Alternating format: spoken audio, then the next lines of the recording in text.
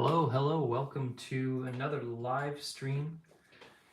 We are going to be painting a sunflower today, a couple of sunflowers.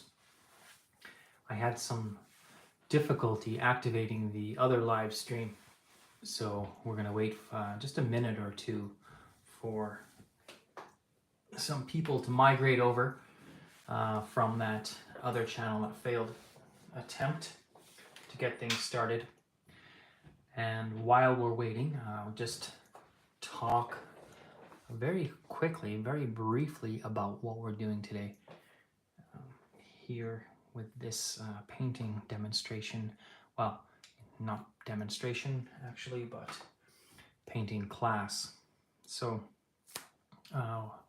we are going to be painting an oil painting of, well, at least these two sunflowers here. One, two, and maybe this third one as well.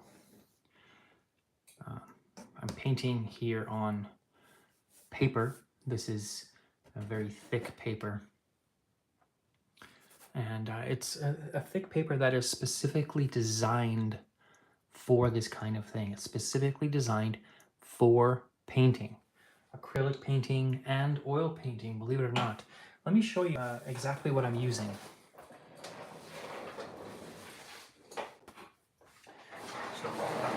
This is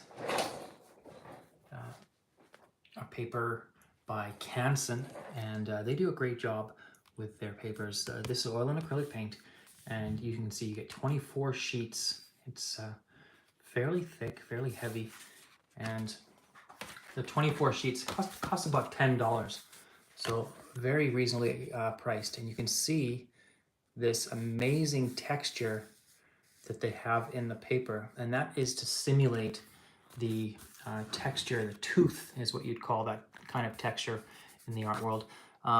It simulates the tooth of regular canvas. So yeah, really incredible. And why would you want to paint on paper like this instead of canvas? Well, you get 24 sheets for $10, so it's purely economic reasons. You can do a quick study. It takes an hour or even less. 2 hours or you know, however long it takes you, and you don't have to invest a full $10 on a canvas. You can just do a study, throw it away, and really just experiment that way.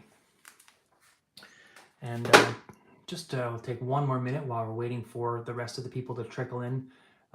Hey Singapore, how you doing? Nice to have you here. So I'll just take one more minute before we get started, just to mention here that I've just put up this little poster here, all these little characters.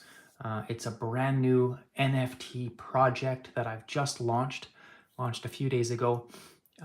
32 different characters like fauns and cyborgs and Atlanteans and so on, elves, humans obviously, and 118 different friends, hyenas, elephants, chickens, axolotls, just many things.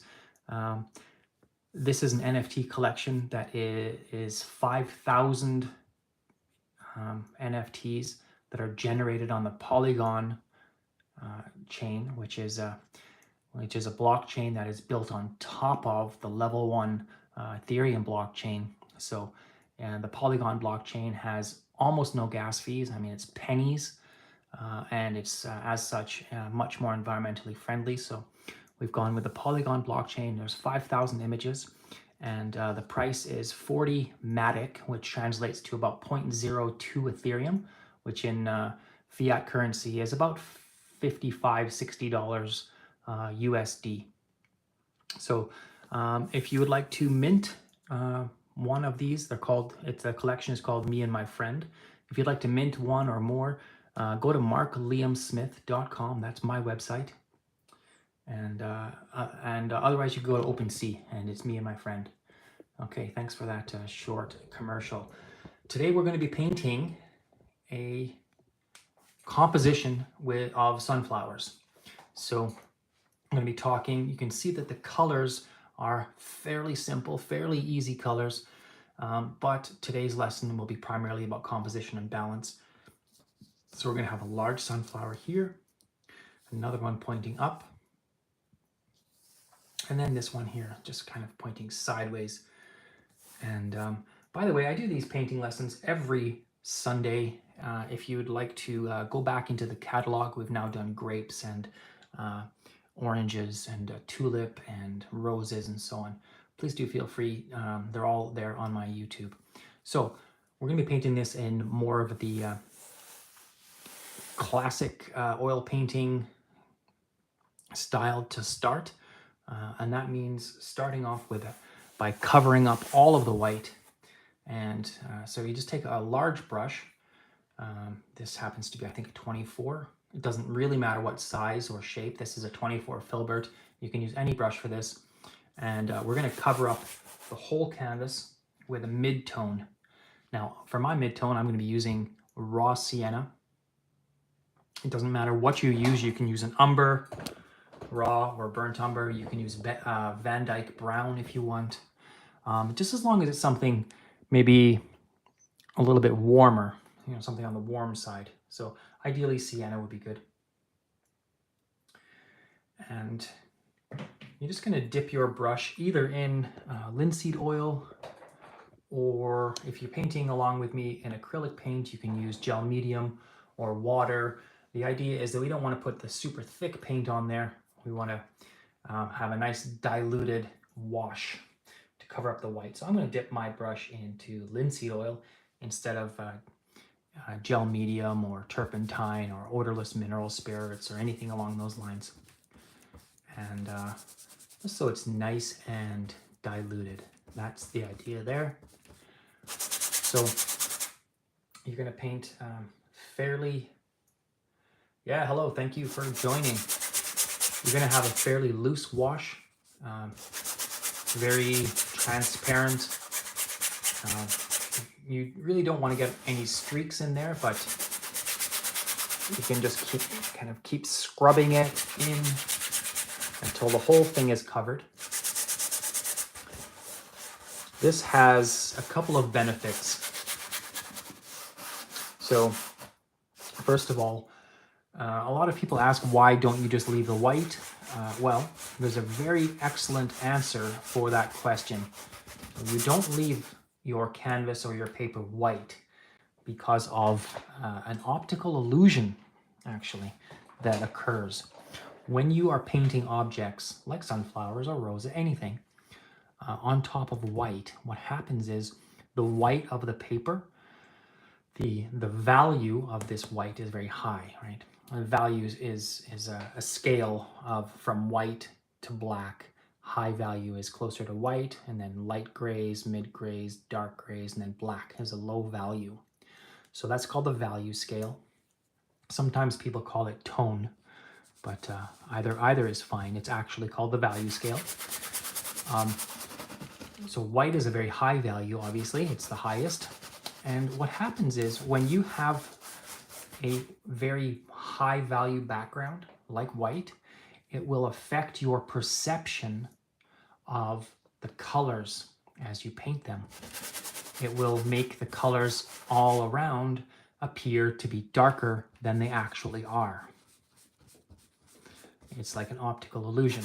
And if your colors appear to be darker, then once you cover up the white, your whole painting is going to be darker than you anticipated. You will have been tricked by your own eyes. So what we do is we start from a neutral position. That neutral position is something like a mid-gray, but we don't actually use gray. And the reason why we don't use gray, the reason why we use something like this, like sienna, is because gray is a cool color. And we're painting organic subjects. Organic subjects work best with warm colors, like browns, reds, and oranges. All of those are warm colors. And so anytime you have a warm colored subject, like plants or portraits, figures, anything like that, it always is better to start off with a toned canvas that is toned with a warm color.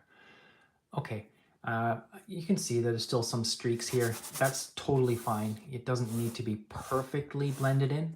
What I would like you to try to get with your painting, if you're painting along with me, is just try to get it somewhat uniform. And again, nice and transparent, not too thick. That is the goal.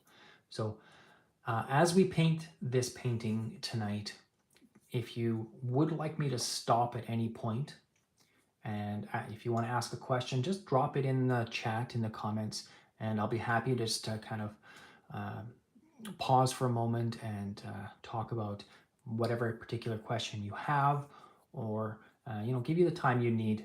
I really do want this to be more like a painting class and less like a demonstration. So if you're painting along with me and you have a question, or if I'm going too quickly, just ask me to stop and pause for a moment. I'm happy to do that. So that being said, if there are no objections, I'm ready to move on to the next step.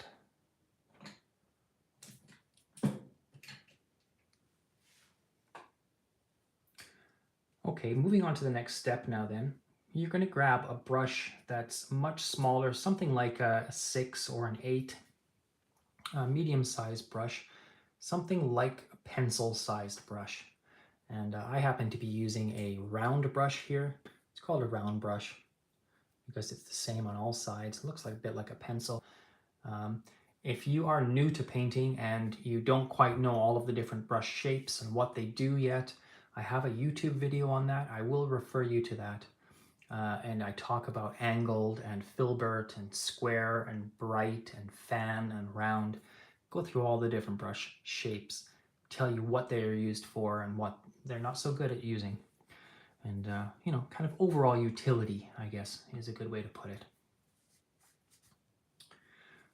If this is your first time at the YouTube Live paint class, do know that even though we have 3 hours scheduled, it may stop before that. It's just all going to depend on whether or not we end up finishing this in time. So I think usually we try to finish it in around 2 hours, and then I leave some time at the end for questions if there are any. So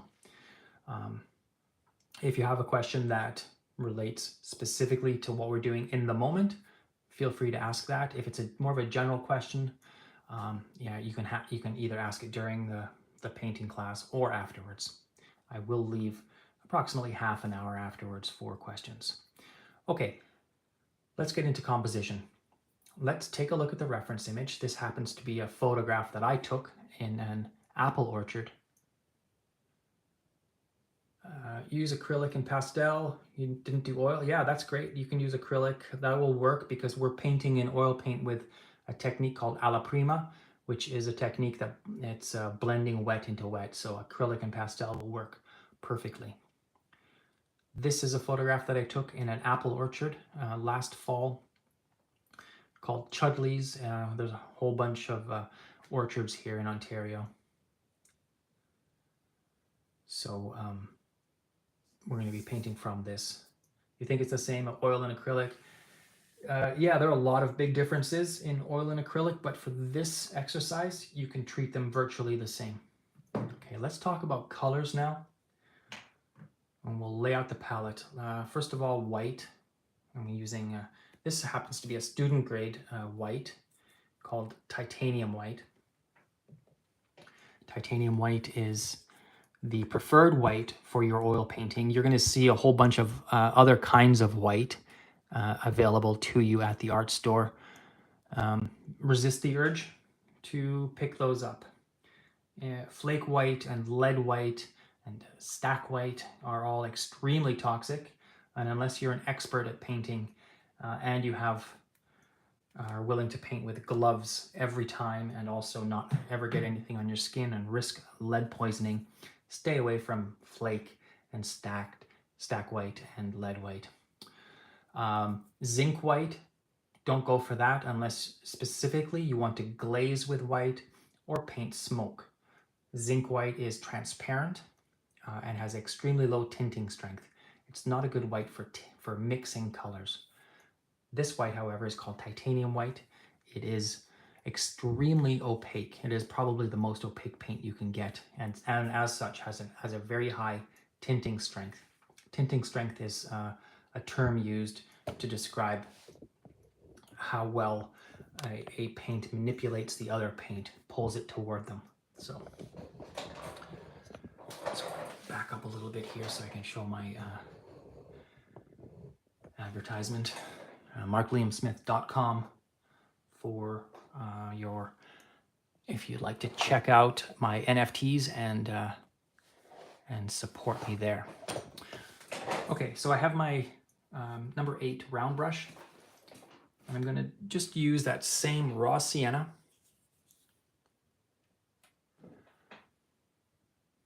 And we're going to draw our composition. You can dip your brush in a little bit of linseed oil if you like, but the idea here is you don't need it completely thick, but you just need it thicker than what you have already with this wash. What I see is 3 flowers. That's what we're going to do. 1 here, 2, and 3.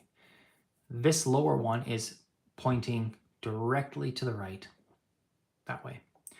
This one is facing kind of in this direction, up and to the right. And then this one is, well, up and to the right. So we have a lot of right movement. We can bring the eye back around with some of the leaves. We can manipulate the flow of the balance of the painting with taking advantage of some of these leaves, petals, not leaves. Manipulate the flow with some of the petals in a moment. But well, let's get these kind of general circles here for the 3 main sunflowers. So we have the one here. It's going to be, let's say the middle is like that, right? It's going to be, I just put a little dot in the middle, kind of remind me of the overall shape. And then we're going to have another one. This is pretty much a profile view, isn't it? And there's a bunch of leaves and stuff going off it, but the stem sideways and then comes up. The stem on this one is like this. And then we have one more coming out. This is just a reference, of course. You can do whatever you like. If you have a different idea for your sunflowers, yeah, you could just go ahead and you can implement that. But this is the basic idea. I'm going to use some. I don't know. Should we put this 4th one in? I guess so. Let's put another one in here, right at the bottom, kind of in line with this one, and it's got some pretty neat petals.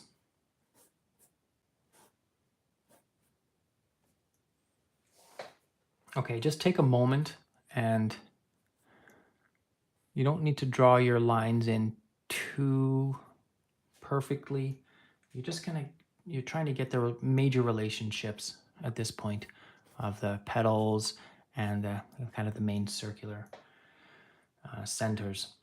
So just take a moment and take a look at this reference and also what I've done here, and try to get your painting to the point where you can easily, at least in your mind, identify the centers. 1, 2, remember that sideways, so that's just a little semicircle. 3 and 4. Get all 4 of those down, and then we're going to move on to the next step.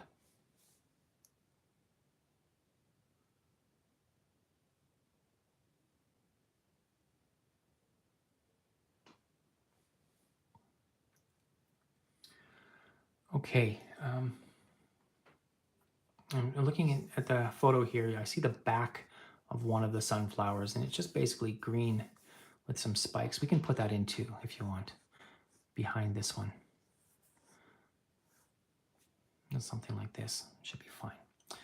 Okay, for next steps, let's take some of that burnt sienna that we have already used, fairly thick, and just hit some of these darker spots just to have a visual reminder when we come back later on where exactly the round parts are of these sunflowers. Don't worry about detail at this point. It is not important.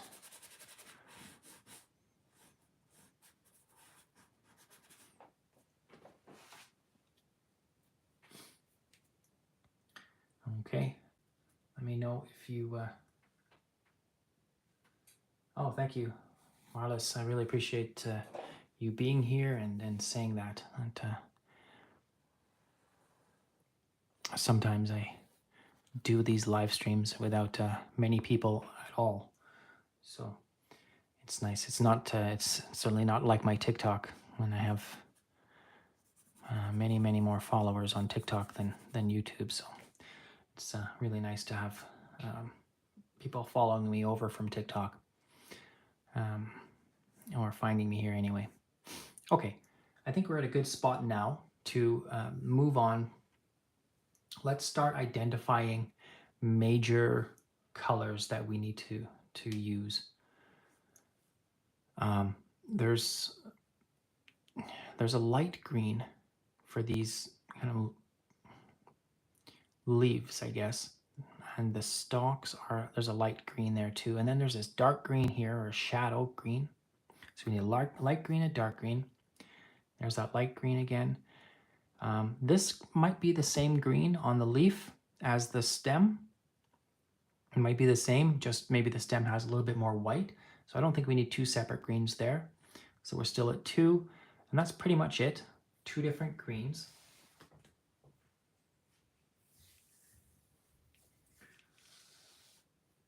Oh, thank you for checking them out during the week.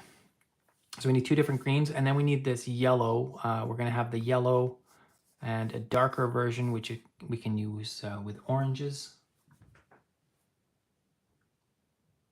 Yeah, sorry about that, Tenley. Yeah, I started, I couldn't get that one to work. I couldn't get that to activate, so I had to start this this stream with a new page. I had it all set up, and then it just didn't work. It wouldn't click over to the live. It just kept saying, you know, I was sitting there waiting for it, counting down, and then it got to 7 o'clock exactly, and then it just wouldn't work. So I had to start a fresh page. I waited a few minutes just to get going, but I was kind of hoping that people would migrate over. But if you're just joining now, let me, just because you were here last week as well, let me just take a moment to kind of catch you up to where we are. So we're doing sunflowers. We have 5 sunflowers in the composition. And today we're basically working mostly on composition.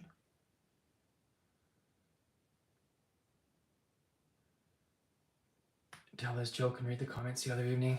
Oh, thank you. Okay, thank you so much for doing that. Appreciate that. So yeah, I'll just take a minute to kind of catch you up.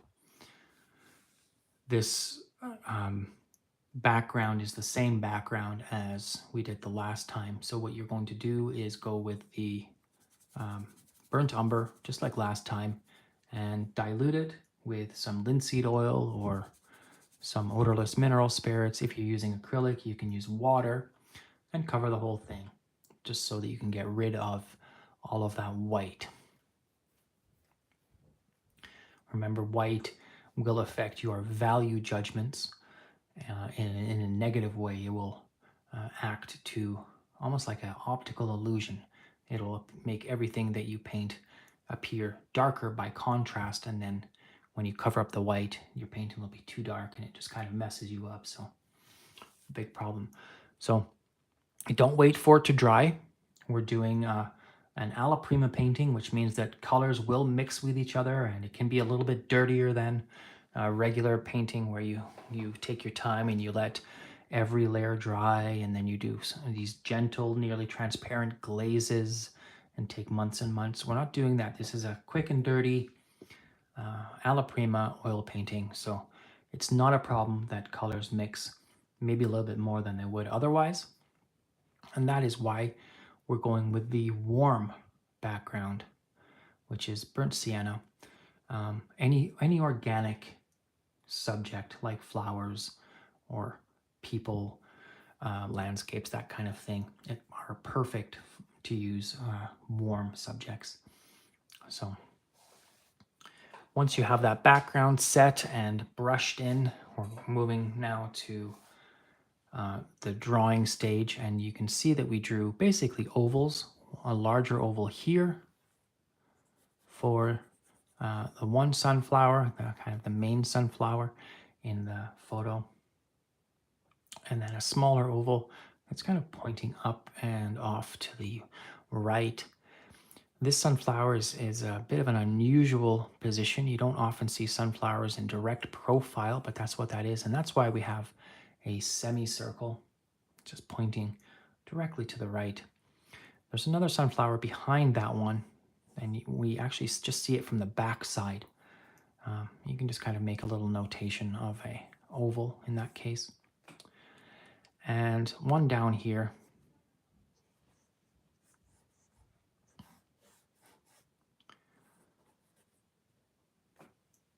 So if you want, you can take your brush, your number 8 or whatever it is, something like a pencil-sized brush is what we're going to be going with. This, I'm using a number 8 round brush. You can use anything. A square brush would work for this. Anything as small as a 4. You probably don't want to go smaller than a 4. But we can just start putting in some of the leaves, just kind of the major ones that tell the story of movement. So we basically have a lot of movement coming this way, down to the left, here, and this one's coming up, down and to the left here, and then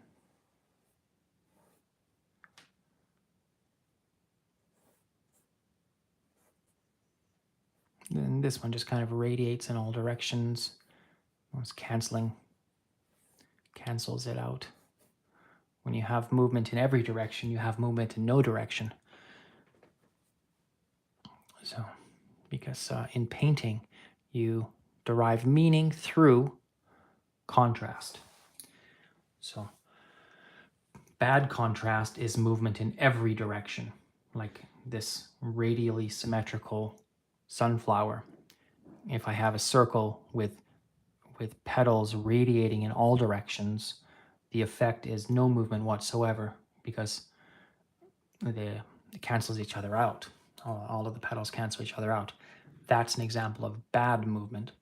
Good movement or good contrast would be only a few or prominent petals, and those prominent petals will lead the charge, and those are to be contrasted. Contrast derives meaning. Those will be contrasted against the other side that doesn't have strong petals, or indeed any petals at all, perhaps. And then that will give us quite a lot of movement, quite a lot of meaning. So that's something to look for and look at. Let's move up here. This is the center of the sunflower. We're going to get into blending in a moment and figure out how to do this texture. Don't worry about any of that for now. Are there any petals or leaves or anything on this one? Not really. It looks like all the petals have fallen off. So we'll just kind of have some little indications. These are going to be in that bright green that we're talking about.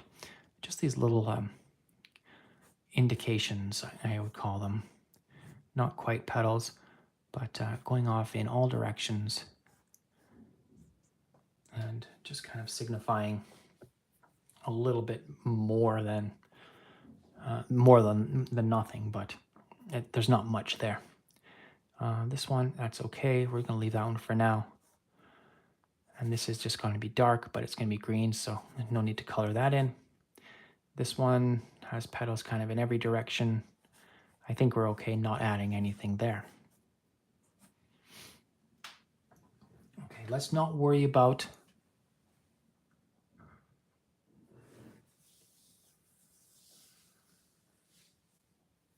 Little Friends is brand new waiting. Oh, thank you so much. Yeah, the me and my friend. Yeah, thanks. While we're waiting for people to catch on, let me just talk about those. Thank you, Adam, for that nice comment and for reminding me that I should be talking about those as well. So my brand new NFT line that I've just launched is called Me and My Friend, and there are 32 different characters and 118 different friends. All the friends are elements from nature, mostly animals, but also some plants. There's some really extreme things too, like extremophile archaea and even the coronavirus. Some of them are pretty funny. But the collection is what's called a generative art collection. It's a profile picture collection. So what I do is I created the layers in Photoshop, like head and hand and eyes, different layers. And then you use a computer code to generate all the different possible combinations.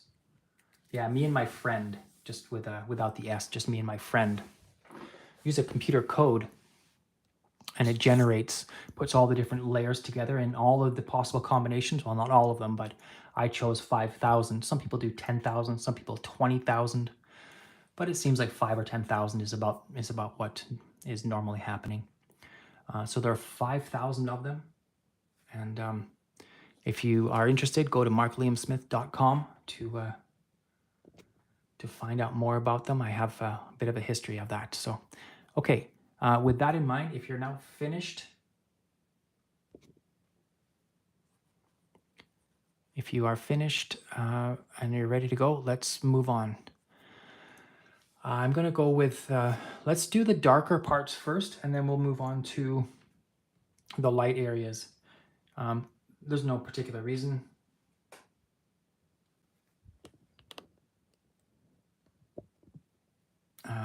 You can go light and then dark, or you can jump back and forth. I'm just going to go right to the darker areas. So we have that burnt sienna already, and let's go with a raw umber.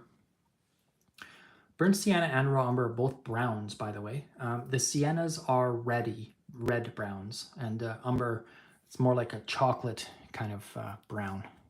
Not quite as much red in it. And the value is much darker than sienna. You can see there.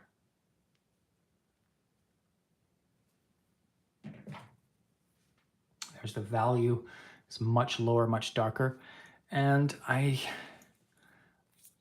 hesitate to do this, but I will do it anyway. I have a little bit of this black.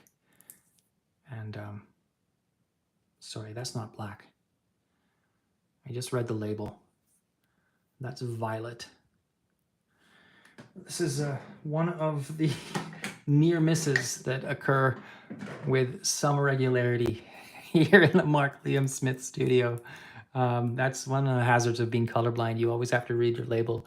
That was black. There was no way that wasn't black. That was, I just saw I was like, what color? No, that's violet. Oh, wow. Okay. Yeah, that is definitely black. So I'm going to go with this raw umber and just the smallest amount of black. Why don't I want to add black? Well, black is a cool color. Okay, black is 50% cyan, 30% magenta, and 20% yellow. And that 50% cyan is cyan, if you don't know, is a color right between blue and green. 50% cyan, and it's cool. It's not good for organic subjects like flowers. So, but it has excellent ability to decrease your value, and that's what we want right now. We want a very low value, which is value is that scale from light to dark. Where is the light coming from? Here? Well, it's a bright sunny day, but you can see from the shadows. I don't know, maybe you can't, but there's a leaf here and there's a shadow. Looks like it's coming like this. So when you look at this, imagine this petal to be like a sphere. And if the light is hitting from the top left, then the bottom right will be dark. So that's what we're going to do. Now the color of this bottom, the color of this sunflower here, it looks like it's darker in the middle, and then there's a rim around it that's a little bit lighter. So we'll have to accommodate for that. But for now, let's just darken the center.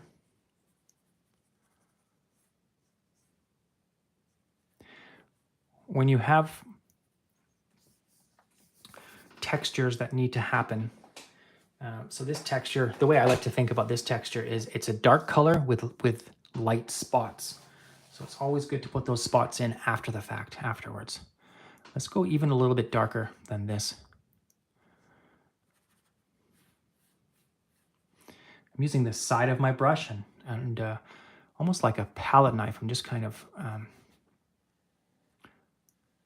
scraping it on, moving it around. And don't worry too much about details at this point. You're just painting the right side and also or mostly toward the bottom of that right side at this point. Let's look at this one now. There's really not much going on because of the way the sun's hitting it, but just a little bit in the middle and on the side.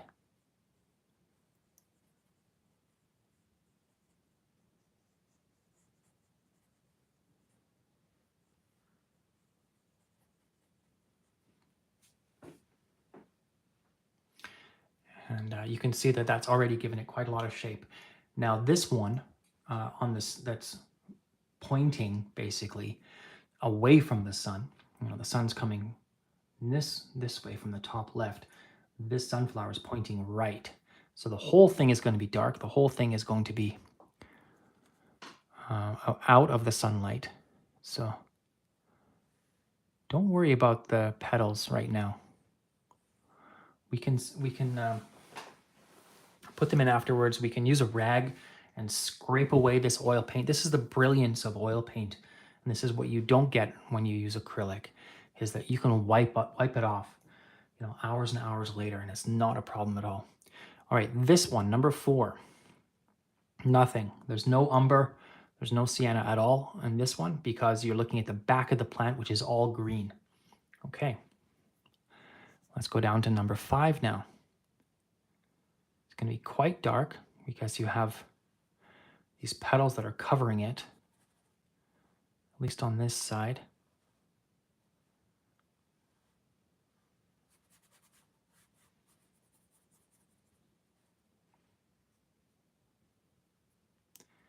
I'm going to go almost right to black on this one.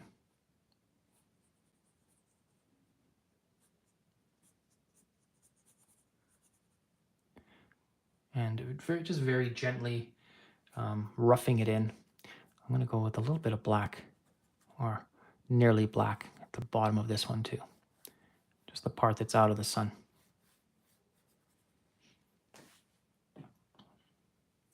Okay, I will give you a minute just to kind of catch up and make final adjustments on your sunflower there.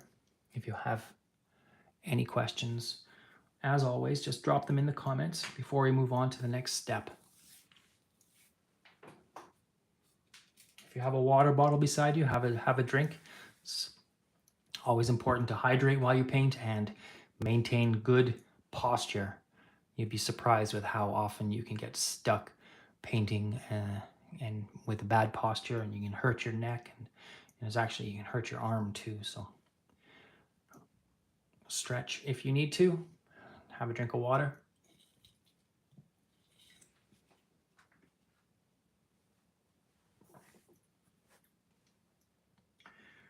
Okay, let's move on. The next color we're going to use is this color here called Yellow Ochre Deep. If you don't have Yellow Ochre Deep, don't worry about it.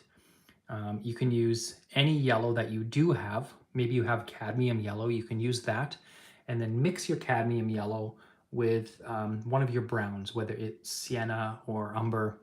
You can mix a brown with a cadmium yellow to get this yellow ochre deep. So yellow ochre deep is it's a yellow. It's made from natural earth elements. Ochre is an iron-based rock, I guess you'd call it, found all over the world. Every continent has ochre. What's really amazing with ochre is that, so I'll use a little bit of this. What's really amazing thing with ochre is that ochre as a paint precedes humanity. There were pre-humans. They were, in fact, Homo erectus, not Homo sapiens, but Homo erectus over 300,000 years ago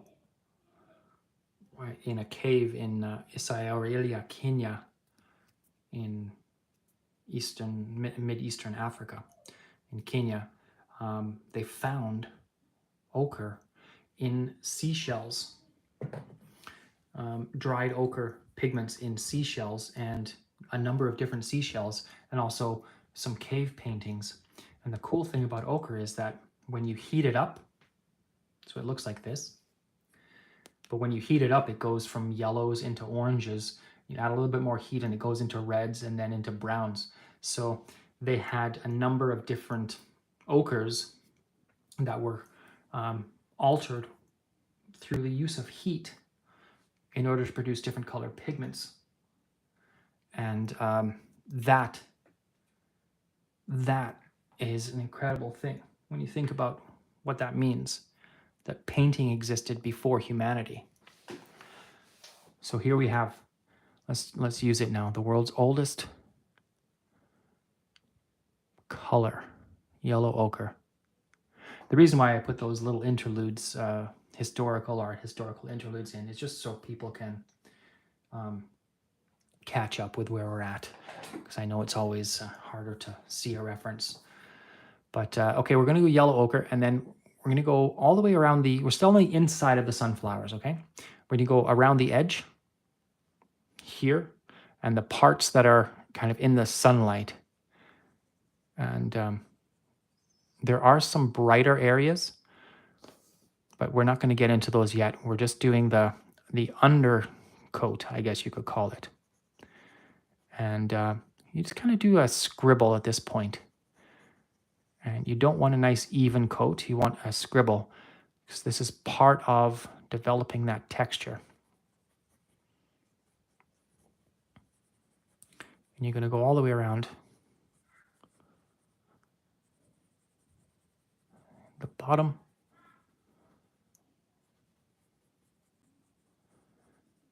Bring some of the dark into the lighter areas and some of the light into the darker areas. Make sure it's nice and uneven,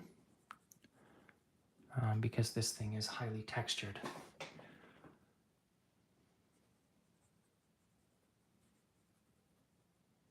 Little zigzags and loops.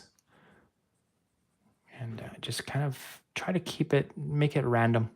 Of course, in reality, a sunflower is not, the inside of a sunflower is anything but random. It follows a precise mathematical formulation based on the Fibonacci sequence, something that it's a formulation that you see in nature, from flowers to seashells, even the human body.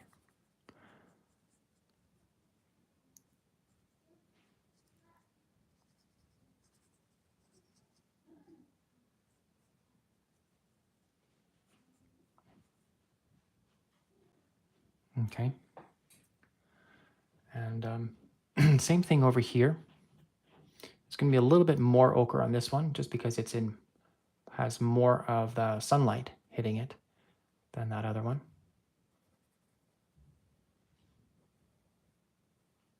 I'm not adding any white just yet. Not adding any of that bright yellow. We will be adding some of that later, but for now we're just kind of getting these base layers down, these undertones.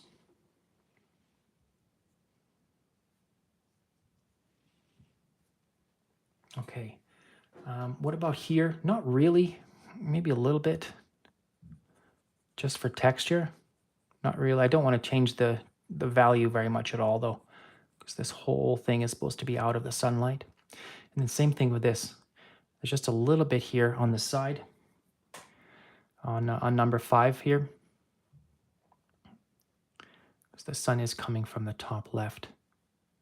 We're gonna have just a few indications of a change in value down there. Okay, if there are any questions or comments, drop them now. And then if not, we will move on.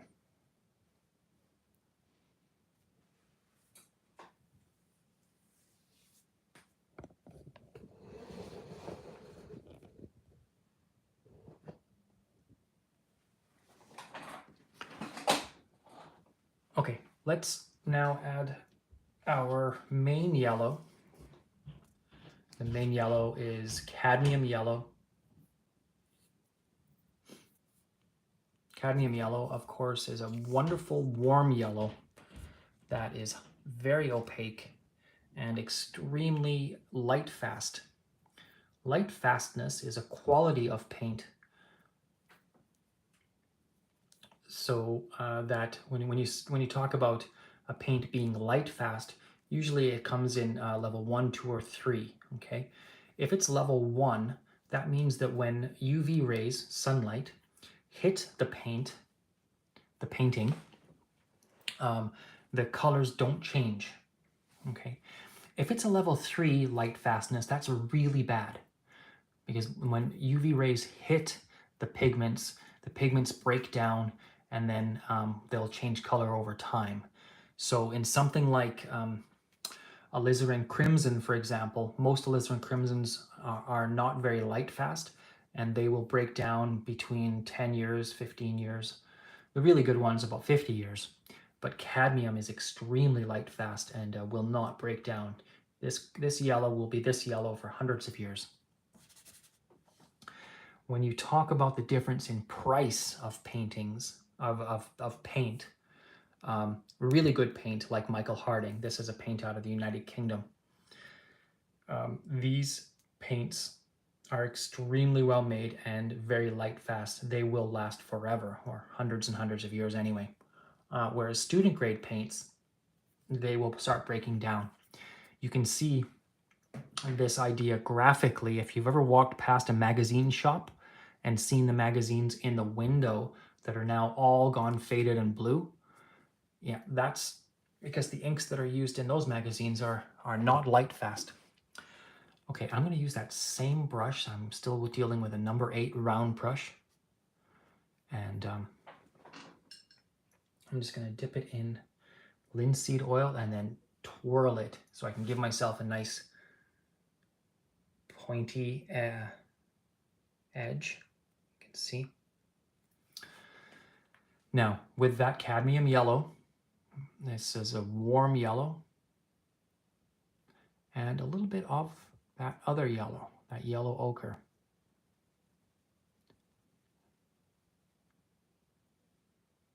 We're going to create a color that is like the yellow ochre, but it's lighter in value. This color is going to be our highlight color. That's going to be spots and dots. So let's put that in. And remember, your direction of light is from the top and from the left. So you're going to do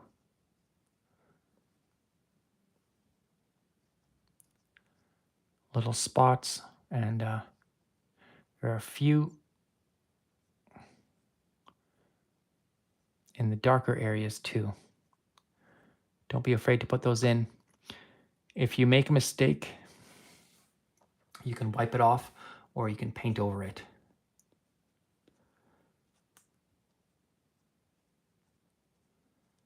You'll notice that because we're painting alla prima, you know, wet into wet,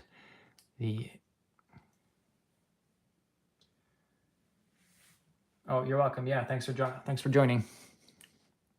This I'm going to be posting the live replay immediately after this, so you can finish it in your own time, and you can pause it if you need more time and things like that. So I like, you know, it's nice to be able to paint live, so you can ask questions in real time if you need to. But I also like taking my own time on things.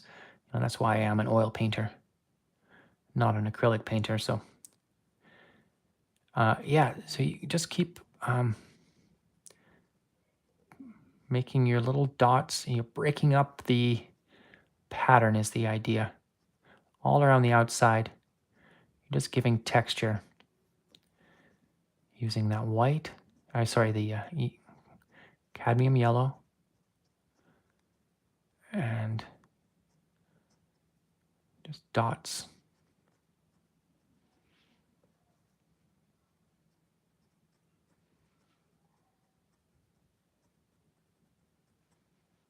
And sunflowers are a really iconic subject in art. Obviously made famous by famous impressionist Vincent van Gogh, who, you know, his sunflowers are extraordinary.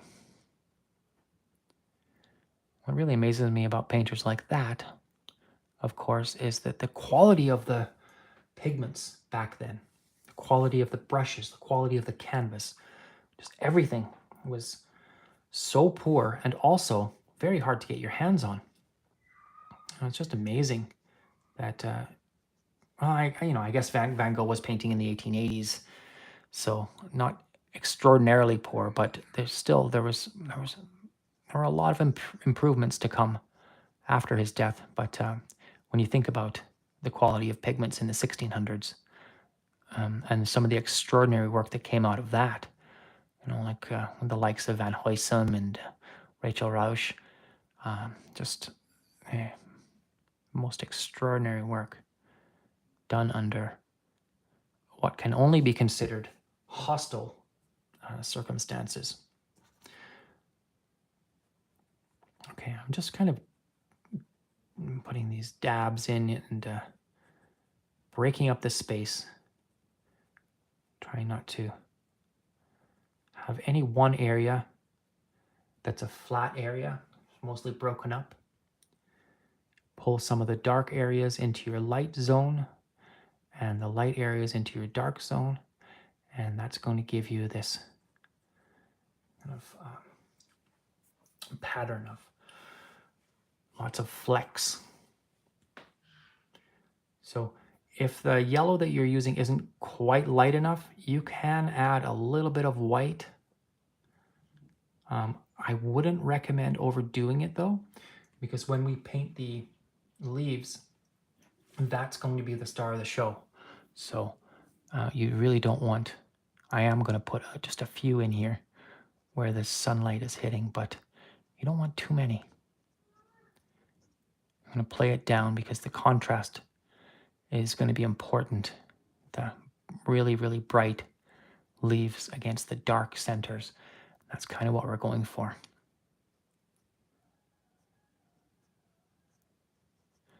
You can see all along the side here, you have I'm just putting the brush down and then swiping it. Put the brush down and swipe it. And let's get close for a moment.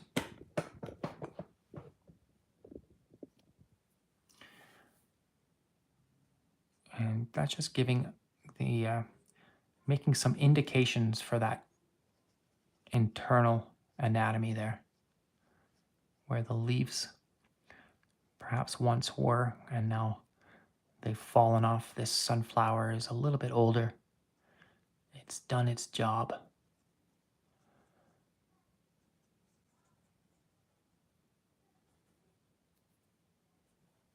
And it's retiring. It's moving to Florida.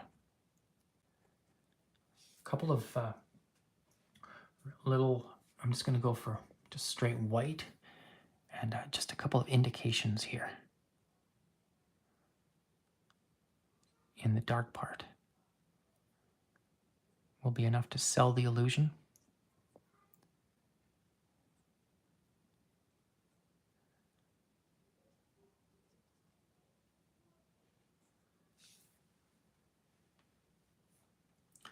Okay, let's move on to the next one. We're going to use that same formula, which is the cadmium yellow and that yellow ochre.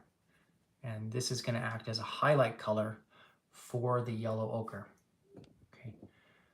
Now, again, you don't need it exactly as you see it there, but the idea is that the sunlight's coming from the top left, and I'm going to just highlight around the center of the dip. You can see it kind of dips into the center here.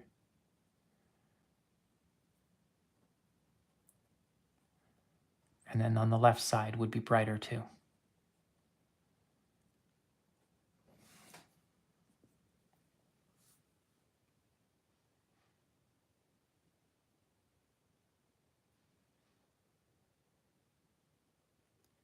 I have a little bit of white here with that cadmium yellow. I was finding that it was so wet underneath that I wasn't getting I wasn't able to create the form that I wanted. I'm going back now to that umber and sienna, and I'm going to add some texture by putting some dark spots in the light areas. I'm just kind of mixing it up. I'm still using that number 8 round brush. You just very lightly using the tip of it.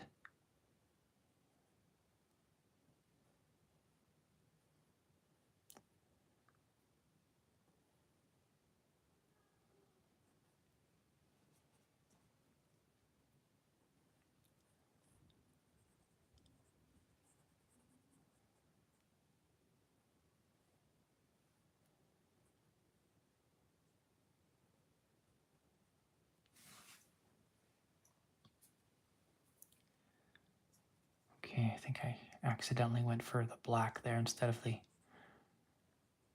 burnt umber. That's okay. I'm going to make an adjustment now.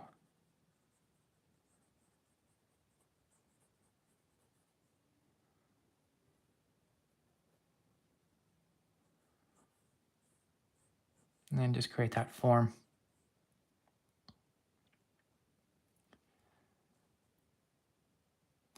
So with the light hitting from the top left, you're going to get shadows on the inside on the left and on the outside on the right. So I have a drawing tutorial on how to shade a cylinder as part of my how to shade tutorial. I show an egg, I show a book, and then I show a coffee cup, which is a cylinder. So if you're struggling a little bit with the whole inside-outside shading thing, yeah, I'll refer you to my YouTube video on that one. Let's deal with this one down here now, and there's really not much to go with, but I do want to get a little bit of the texture. So I'm just going to go to the edge and pull some of the edge. Just pull it over very lightly, using just the tip of that brush. Pull it across.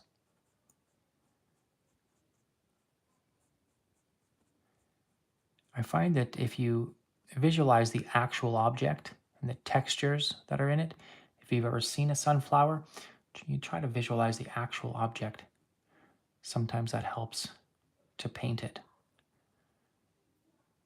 If you've seen the real object, that is.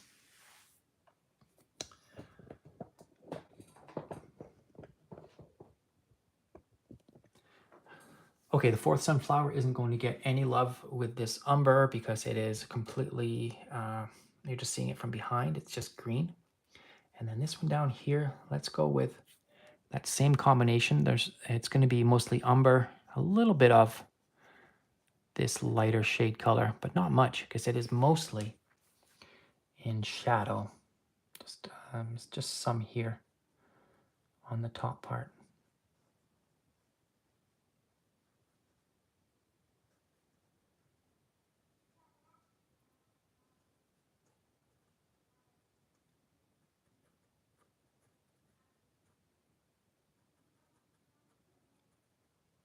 And I'm just dabbing it, just little dots. Not everywhere, just enough to create the illusion of texture. That's the difference between being a realist painter and a hyper-realist painter. The realist painter is only interested in creating the illusion of reality. And so typically the paintings will look realistic up to a point, and then you get closer and then it just falls apart and it looks like a painting. Whereas the hyper-realist painter isn't interested in the illusion of reality at one distance. They're interested in the illusion of reality at every distance. So they'll paint whatever painting it is right down in painstaking detail with extraordinary effect. But there is a time component there that you certainly have to be very skilled at being patient, taking your time when it comes to those kinds of things. That's it for the centers then. So I'm going to leave it there. We can probably go darker with this one. Maybe I should now because I'm probably not going to come back to it. I'll just darken this up on the side here.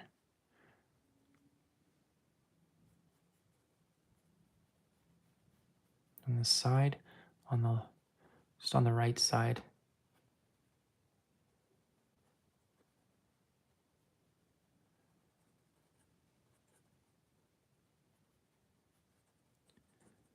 I'm kind of just dabbing it in.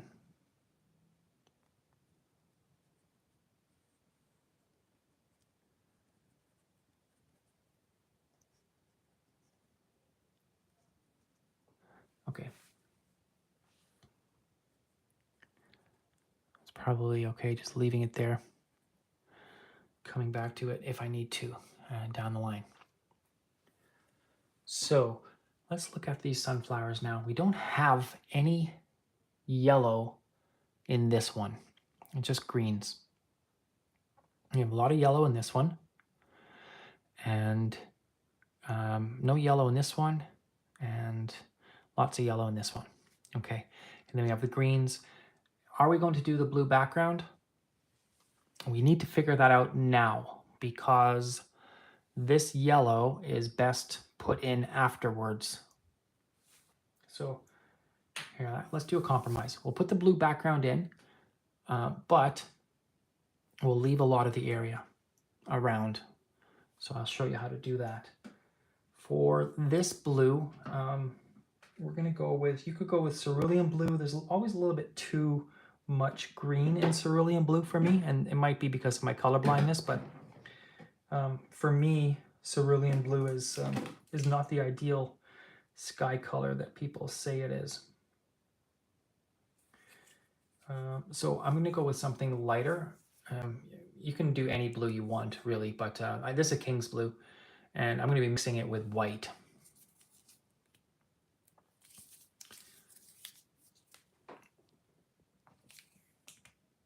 This is very much like cerulean blue. I don't know if King's blue is even made with cerulean blue. It could be, but for me, it just doesn't feel as green. But yeah. Anyway, don't trust my eyes. I don't. So you are going to just, it's going to be going pretty thick, fairly thick, and you're going to take a little bit of blue and a little bit of white and try to just paint in the negative shapes. you're going to be painting the other colors in after. So it doesn't need to be right down to the line. We're going to paint it in a style that you can have a lot of this background showing. We're not doing that leaf there, so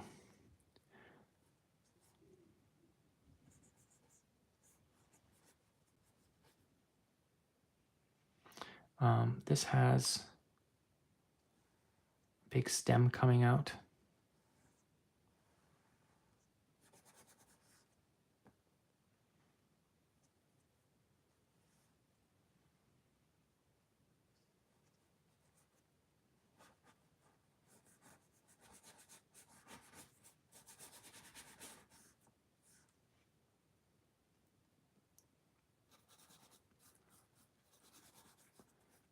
So you're just going to paint the whole background, except for the parts where you think you're going to put the leaves. And and again, it doesn't have to be perfect. You're going to paint over some of this blue with leaves, and there are going to be some other parts that are not going to be covered at all. That's okay. We're going for this kind of looser style, and this is, after all, just a study. And so don't worry about it. You taking your time, trying to get it perfect. That's not what this lesson is about. This lesson is just about getting the color relationships down and thinking about composition, considering a little bit about lighting. But yeah, don't worry too much about the shapes of these leaves. We're going to be worried about plenty of other things down the line. That's not one of the things you should be worried about.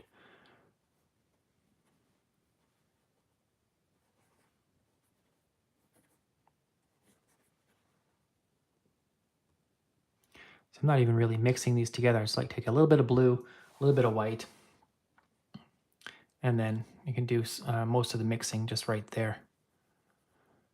And it's okay if your colors are getting muddy. You can paint over any color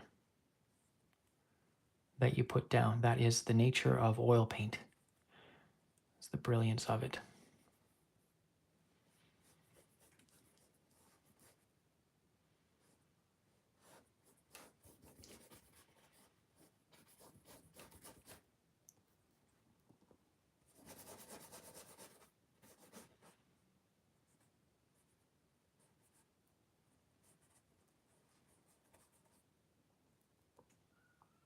Of course, you don't have to put your leaves in the same spots that I'm putting mine. You can put them anywhere, just whatever feels right.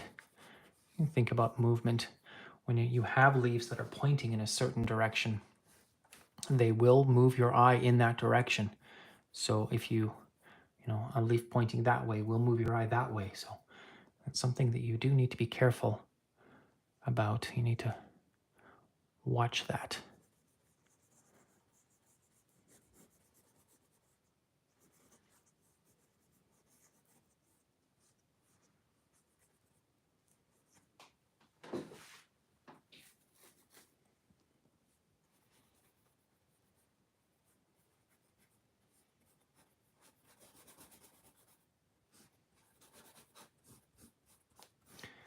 For those of you who are maybe a little bit more serious about painting and wanting to really get into it, I not only would recommend my YouTube channel, but also my Patreon.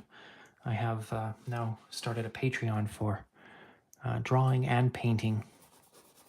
And on there I have not just exclusive content, but other things like digital downloads, wallpapers, coloring pages, 20% discount on everything in my store, your name on all of my YouTube videos for certain levels. And I also have a print club where once a month I make a print and from a painting that I have painted that month, and then send that directly to your whatever address you supply to me. But yeah, please do consider my Patreon. It's Mark Liam Smith on patreon.com/Mark Liam Smith. And if you're into painting or into collecting paintings, I have probably something for everyone there, so please check it out if you are into that.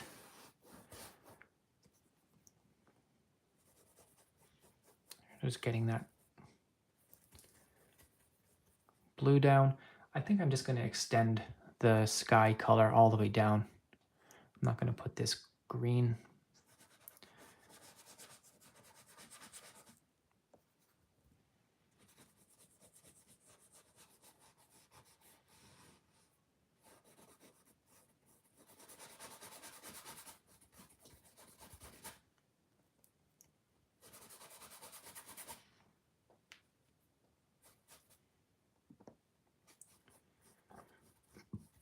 If you need more time, just let me know in the comments, and I'm happy to just pause for a moment.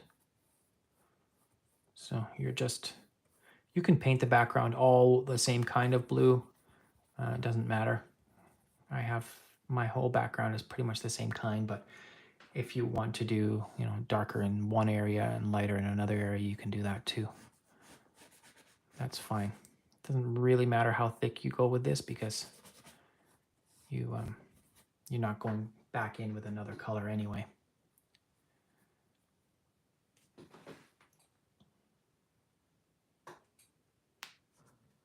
Okay, let's move on now to the yellow, because there's not much of it. There's just some here and then some more here. So let's do that. For the yellow, we're going to go with two kinds of yellow. We're going to go with the first yellow is cadmium yellow, which is this one. And then the second yellow is a combination of cadmium yellow mixed with yellow ochre. If you don't have yellow ochre, you can use burnt sienna. But basically we want this first yellow, cadmium yellow, to be the highlight color, which is going to be the one there. And then the low light color is going to be slightly darker, and it's going to be this one, yellow ochre and cadmium yellow mixed together. You can use that for the shadows. So it's going to go on fairly thick. So let's use, let's go with the dark first, because it is the shadow color. We want to paint on top of the shadows afterwards. So cadmium yellow mixed with yellow ochre. This is the economy of colors here, because this is the same color that we used for the inside, pretty much. Okay, so we're going for the shadow of the leaves now. Remember, the light source is coming from the top left, so like all shapes, it has to follow the rules. And you see on our reference material here that you have shadow on this far side, underneath, and here. So let's, I'm going to go even darker.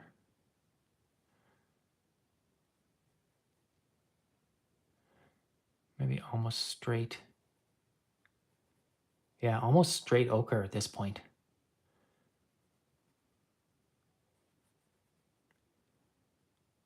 It is going to blend with that blue to make green, so try not to get too much of that happening. If you do get some of the yellow on your brush, or some of the blue on your brush, wipe your brush off on a rag and then go back and get some fresh stuff, because you want to minimize contamination as best as you can. You can paint into the blue areas, just wipe your brush off with a rag between paint strokes.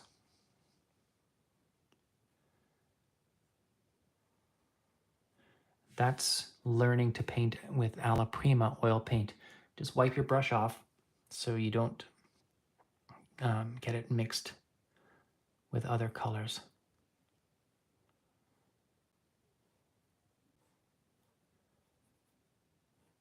This is kind of the part where your individual personality comes into play. You can get as picky as you like when it comes to painting leaves and individual leaves. Do you paint them all?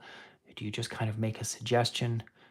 Yeah, that's all up to you. This is where, your personal taste comes into play. Maybe you don't have the patience for it, or maybe you're trying to develop patience. Either way, this is ideally you're not just copying this kind of painting, but rather you're developing your own style and your own preferences. Maybe that's not dark enough for you. You're going to add a little bit of brown into it, whatever the case may be. So I just have the shadows done now on that one. And you can see that most of the shadows, because of the direction of the light from the top left, most of the shadows are on this side. And I haven't shaded the entire petal all the way up, just little indications here and there. Let's move down to this one.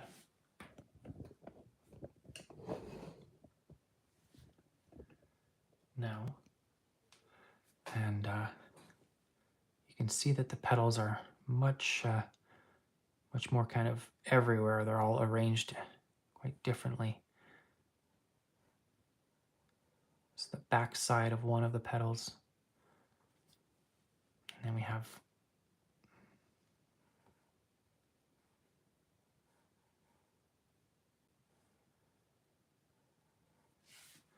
wipe it off if it gets into the blue. Go back for more.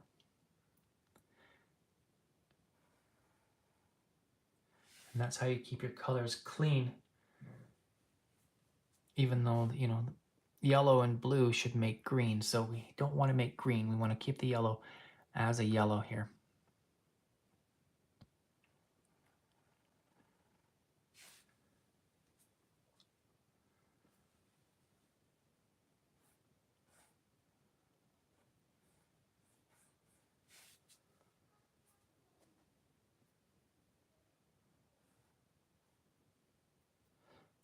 On this side, it's going to be some more dark ones. Underneath, this is all in shadow. That's all in shadow on that side.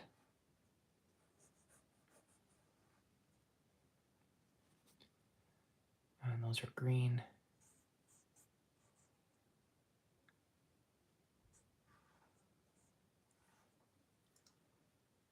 Okay, something like that.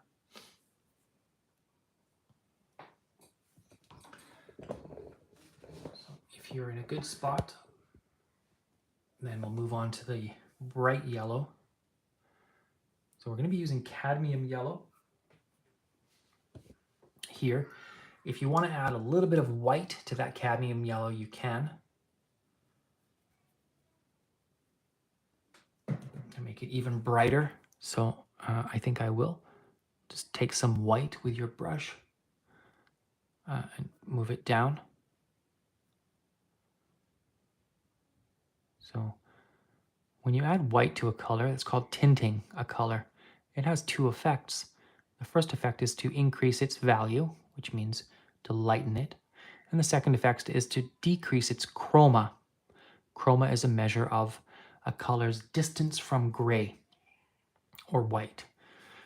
So this yellow is highly chromatic, has a very high chroma, or you could also say vibrancy is another measure of chroma. But when you add white or gray or black, that decreases the color's chroma. It doesn't matter for our purposes, but just so you get to know some of the terms. So I have this nice white and yellow. I'm going to put this really, really bright color, this white and yellow, on the leaves that are in the sun the most. So say there's one good one here. It's pretty thick. So what I want to do is start close to the inside and move out. Don't start on the outside, move inward, because where you start is going to be there's going to be the most paint on your brush. So you fan your brush out from the center, and so that's radially, I guess I would say. And just kind of go around and see if you can find whole areas.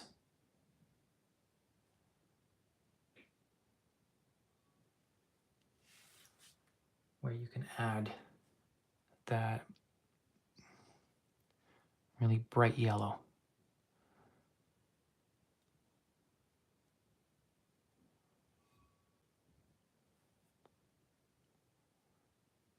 Again, this is where a lot of the, your personal touch is going to come into play.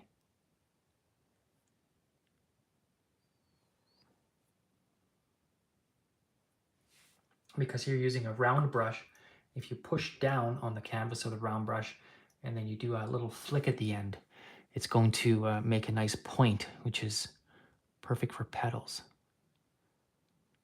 See? But you don't need to. Whatever style you think is good, you can try. This is about exploration, trying new things, trying out this medium. Maybe some of you are trying oil painting for the first time, so you'll see that you can do a lot with it. You can move it around quite easily.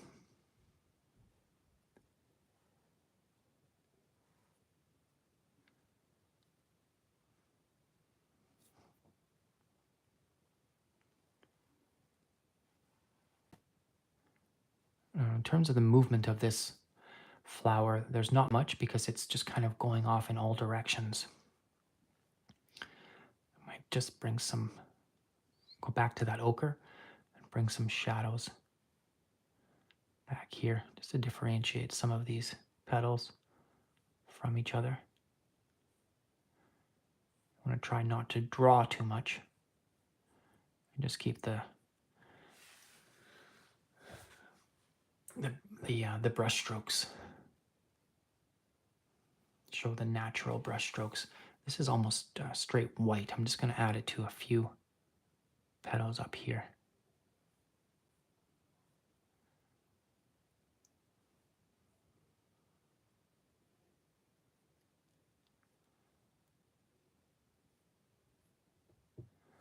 Okay.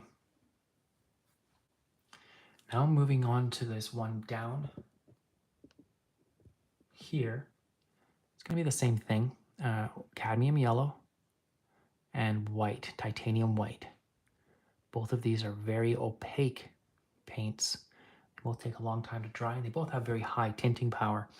So the result is that it's going to be very good for covering existing colors. Follow the shape of this leaf.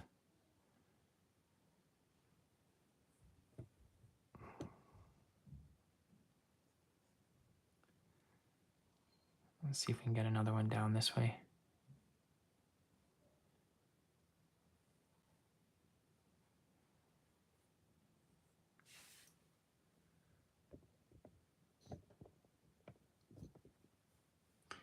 Always go back and wipe your brush off.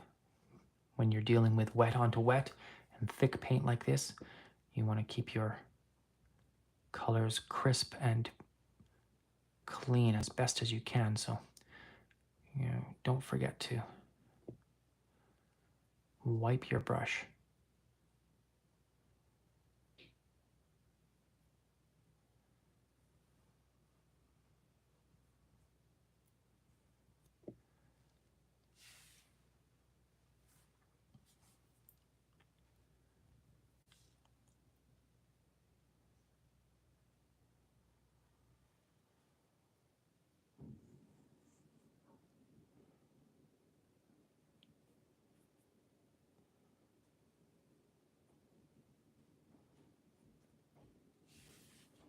Okay, I'm going to put a little bit of a shadow color back here.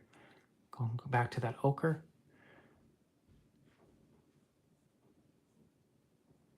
If you need a really deep shadow, you can go all the way over to your siennas and so on. That's okay. Use all of the tools at your disposal if you need to. Just painting is about making decisions in the moment. It's almost like having a conversation and knowing that you're not always going to say the right thing every time. That's okay. What's important is that you're contributing to that conversation. So don't get frozen by not knowing what to do. There's going to be something that kind of strikes you. There's on an intuitive level, I guess I would say. There's something not quite right about that area, whatever area it is. And then you know that you need to do something. So do something. And if it doesn't work, then you can paint over it. And if it does work, then that's amazing. You just learned to trust your intuition. So, and that's kind of what painting is about. It's having that conversation and learning to trust your intuition, and just kind of going back into areas. You know, there's something called overpainting. It's a concern, but I would rather, if you're new, I would rather you overpaint than be frozen by not knowing what to do. I think when you get some familiarity with the work and with your style and with painting, then you can worry about your economy of line and not overpainting, and you can worry about those kinds of things, making the most out of your brush strokes. But for now, just I'd say focus more on keeping the flow, just always moving over there, then to down there, and then up there. And you're just continually moving and moving. I'm gonna go white, a little bit more white over here. On this leaf, I want to go for a really bright highlight where it bends.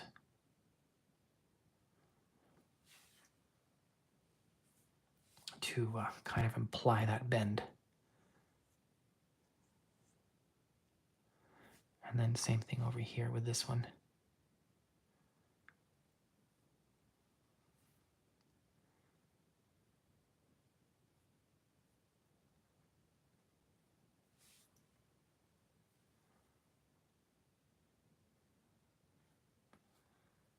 Okay, so we just have green left, and it's quite an important color here because we have to do it we have two different ways that we need to use our green. We have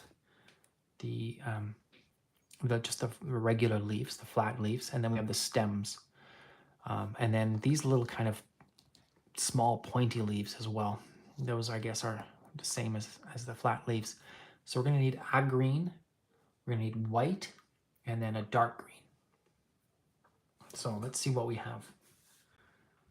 If you only have one green at your disposal, that's fine. I think we can make do with just the one. So grab a green. I'll use, no, maybe I won't use emerald. Let me see.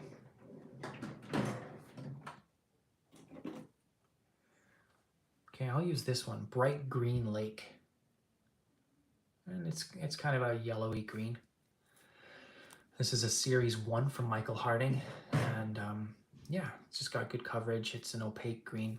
Most greens are transparent, but so we're gonna have our 3 different greens. We're just gonna go with the one green and then add white for a highlight and add black for a low light.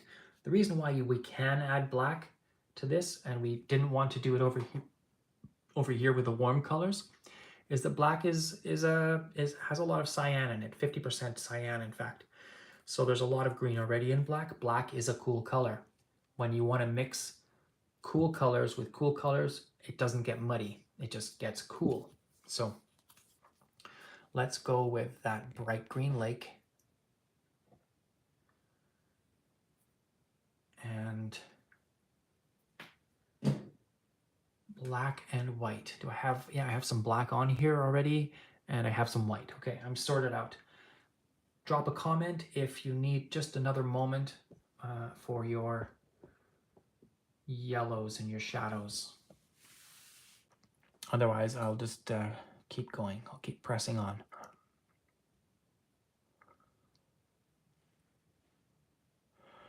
No? Good. Okay, let's go then. So yeah, really simple. We're gonna go yellow, white plus green equals highlight. And then we're going to go green just for green, and then green plus black for low lights. So let's start with these highlights. And I'm just mixing with my brush. I'm not even using a palette knife. This is the traditional mixing tool. It's called a palette knife. You don't have to use one, but if you're mixing paint, typically you would mix your paint with a palette knife back and forth. You can chop it up and mix it in. And then your palette, of course, is not typically vertical, it's horizontal. I'm just putting it here so that you can see what colors I'm using and how much I'm grabbing. But you know, this is a quick study, and it's an Alla prima, and everything is just kind of fast and flowy. Typically, I would do this painting in about 20 minutes if I wasn't demonstrating it. But you can see how thick this is, right? And again, I'm going to do a few leaves, and then I'm going to wipe it off and reload, just because I don't want too much of that blue sky. So let's go for it. From the center to the outside, it will be a better plan to avoid contamination. We don't want to bring any of that blue to the inside. So we're going to go up, and then you can kind of roll your brush flat and then roll it up into a point. I'm going to go like this, flat. I'm just pushing it out and then rolling it up.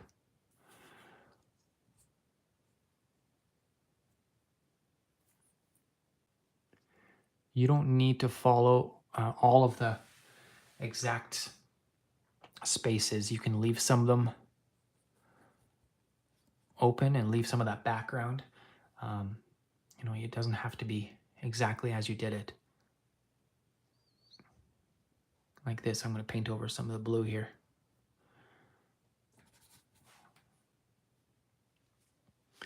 I'm going to paint over some of the blue, and then there are other parts that I'm just going to leave as whatever color that, sienna.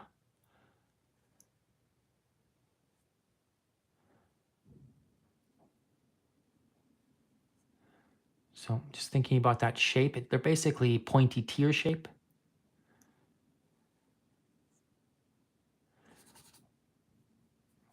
Grabbing more white and green.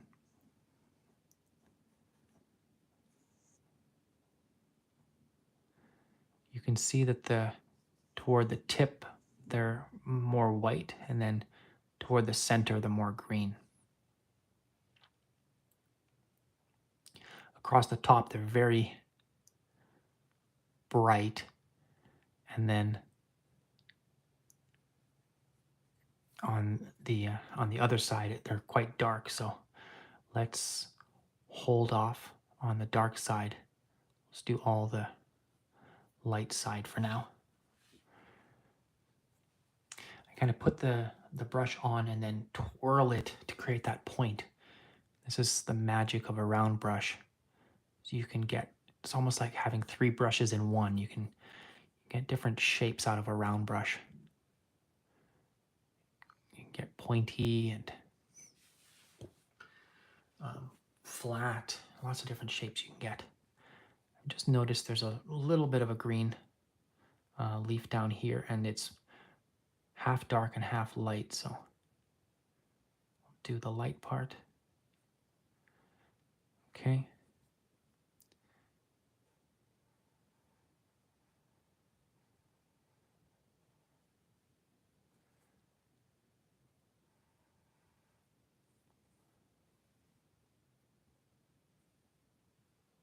We should do the stem as well. That's just going to be that same green. We only have 3 options. We have green plus white, green by itself, or green plus black. So the stem is going to be, remember the light's coming from the top left, so it's going to be light on the left side and a little bit darker on the right side. Let's do the dark side first.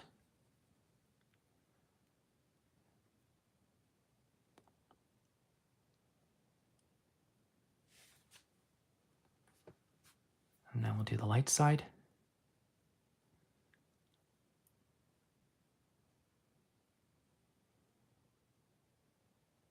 It's just one line, one continuous line. If you want, you can blend it in. You don't have to, because this is a rough study. But there you go. Just a little one line. I'm going to put a big yellow leaf on top there, because I don't want the, there. Just wanted to cover up that. I didn't want the stem going right to the flower. I wanted some yellow there.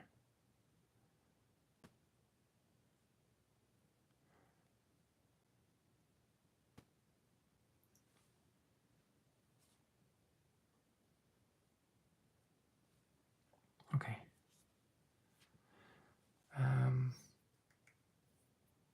What else? Down here, we're going to save this dark area for later. We're just going to go for the lighter parts right now. So light plus green, white plus green.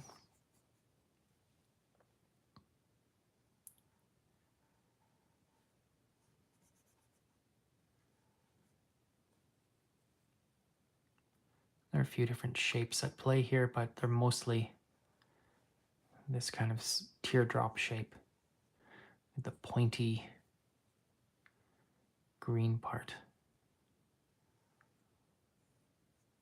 And something like that, I don't know. This area is mostly green.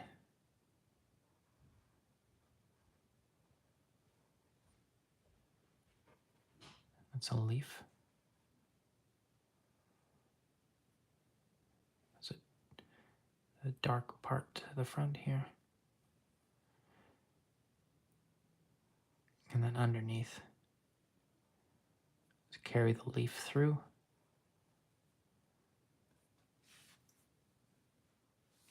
I don't know, not crucial. And I'm getting ready to do the middle part. I guess I'm ready here. So what do I notice? We have two sunflowers here right in the middle. There's this one that you can see the profile on, and then there's one behind it. The one that you see the profile on, we're going to have much lighter than the one behind it, because light comes forward and dark pushes back. So this one needs to be lighter than we would normally have it. Let's go with that first. I'll start with the stem and just kind of set our base. Come down like an S shape.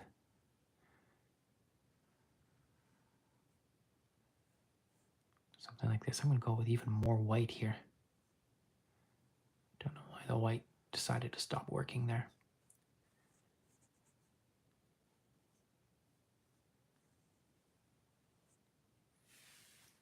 Okay. And so there aren't many leaves there, but what we do have, we want very light. I guess what goes behind is going to have to be darker. So there's kind of a main V like this, a little one, and then these ones.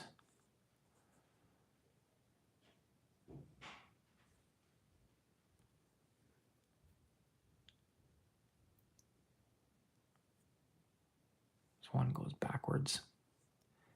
There's no right way to do this. You just kind of put them anywhere. And as long as you have the basic shape down, it's going to look fine. These ones I'm going to have to leave because I need that darker green.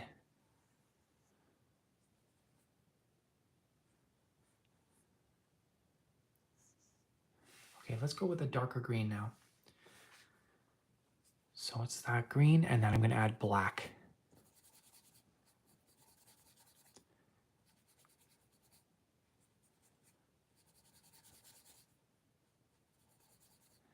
I'm going to get pretty dark with this green and black. So this sunflower behind here,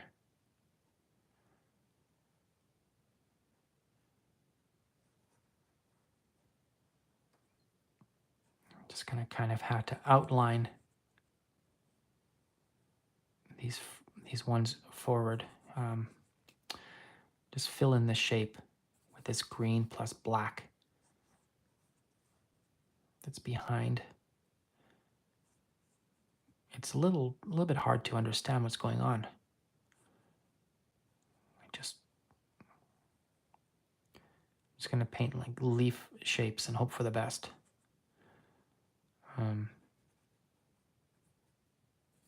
Yeah, it's pretty crowded and cluttered back here.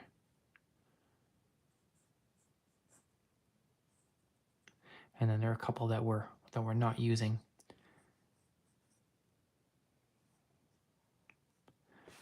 I'll wipe it off. But I think as long as you have it really dark, it will still appear to be behind. And that's going to be the main part.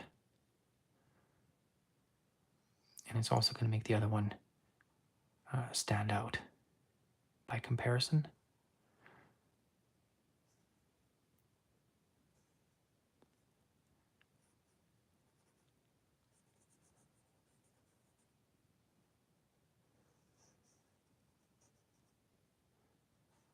There's the stem. So the stem's going to be a little bit lighter.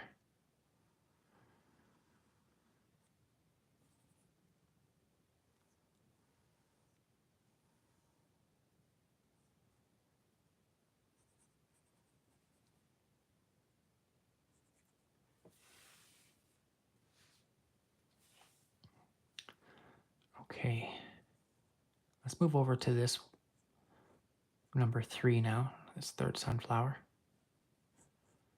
And I'm just kind of making leaf shapes randomly with green and a little bit of that darker color. And you want some kind of controlled chaos.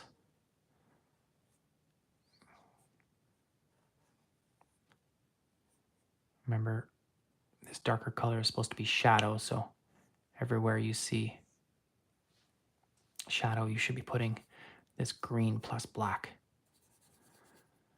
All along the top side here is in shadow.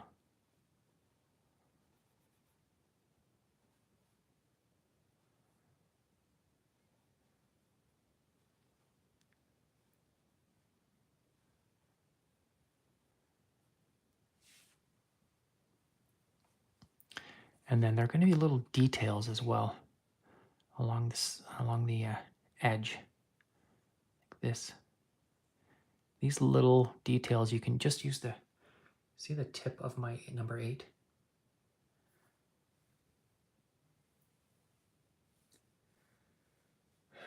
Hey Charlie, thanks for watching my videos.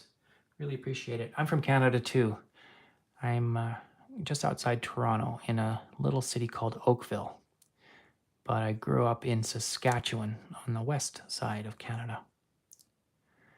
I appreciate you being here, and I started my art journey when I was just a little bit older than you. I started when I was about 10 or 11. Mostly with drawing, actually. I didn't start painting till very late.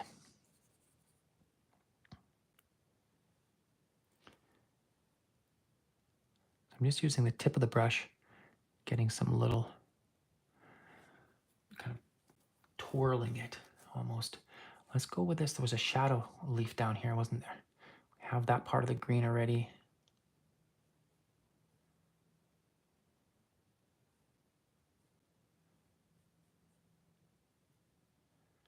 Something like that. And then underneath the leaves here. Sometimes these just little indications really help out. They need to sell that illusion.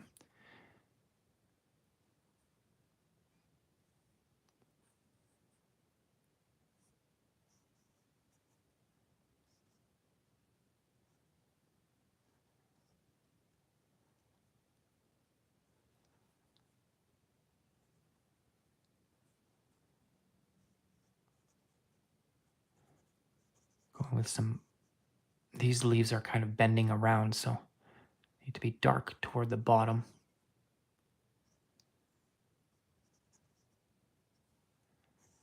And then also they're separating from each other too. So I think it's important to look at different areas and think, does anything need to be darker? Anything need to be lighter? And then, you know, you can make those adjustments accordingly.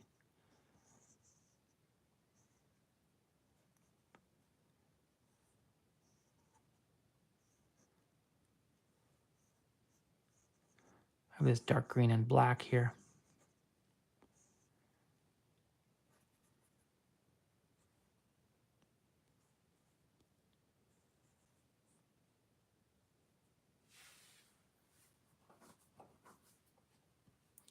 So you can see the way the composition has been arranged.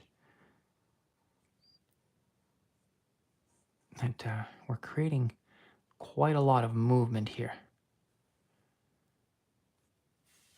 These 4 sunflowers, 1, 2, 3, 4, create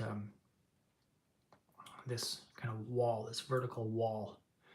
And that's broken with this motion here, with this one sweeping up. And yeah, I think that's quite a powerful composition here. Add some dots. The stems are kind of fuzzy and furry, so you can just do these little dots. With your brush should be dirty enough that you can pull some of the darker areas into your stem, and then some of the lighter areas as well.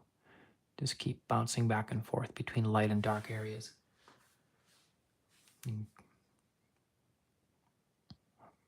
create that illusion of different texture. I'll show you. Just little spots and dots.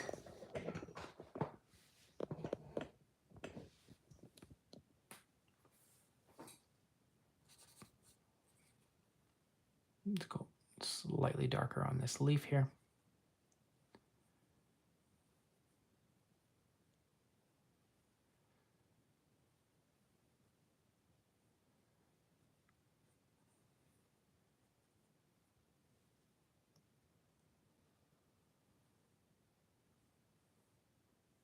You kind of see the underside of that one.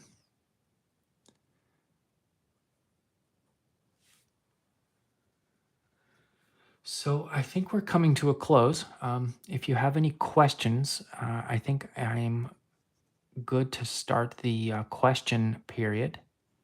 And I will take questions for as long as you guys have them. And then we'll kind of wrap things up with a little bit of a summary. And then, yeah, that'll be it for this week. So if you have questions about what we did today or any of the considerations, any of the color choices, anything at all to do with painting, yeah, just now's your chance. Drop them in the comments. We will try to get them answered. If you're thinking a certain thing, chances are somebody else might have that question too, so don't be shy. And in the meantime, I'm just going to add some more details.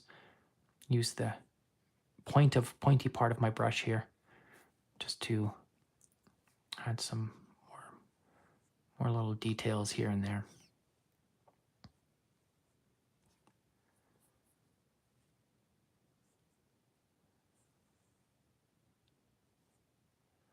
So we'll just wait a few more moments, see if any questions come in, and then if not, oh, here we go.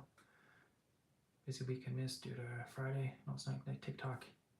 Any chance to look at the grapes and large painting? If they're easy to point the camera at? Yeah, I can show you.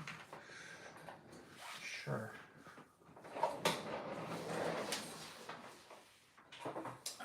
So the colorful grapes one, this is where we're at. I still have to do the table down here, but getting very close to finishing. This one will be the Patreon April print of the month.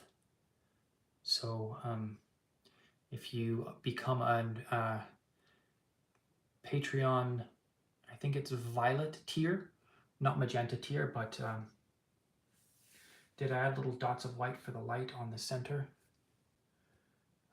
Yeah, I think so.